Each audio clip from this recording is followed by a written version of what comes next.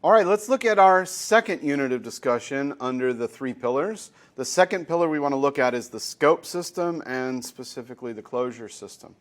So we're not going to go too deep into this topic. There's definitely a lot more to go through both in the book and also there's a companion course to this one called Deep JS Foundations. If you want to go further, I would definitely recommend checking that out. But we want to look just a little bit at this idea of how scopes work and what they mean for how closure works in our programs.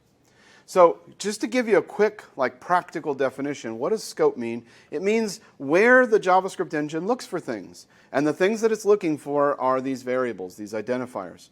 So when I say x equals 42, we need to know where in the program to find x.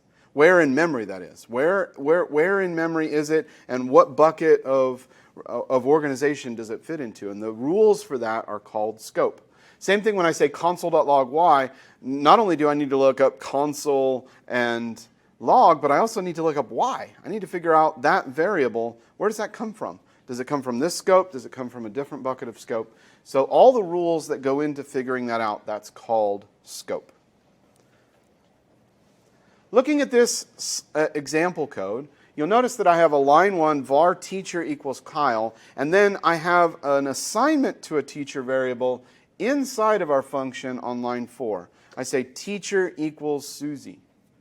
Well, because there is no declaration for a teacher inside of other class, the rules of scope tell us that it's going to find the variable in the outer scope. So line 4 is going to end up pointing at the variable out in the outer scope.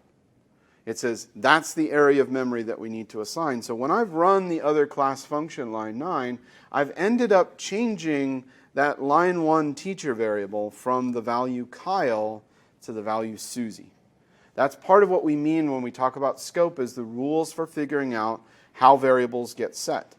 Line 1 sets the variable directly in the same scope, but line 4 ends up crossing that boundary of scope by assigning a teacher variable. And when we looked it up, we found it in an entirely different scope.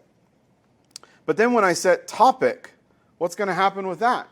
Well, there is no topic declared inside of other class, and there's also no topic declared in the outer scope.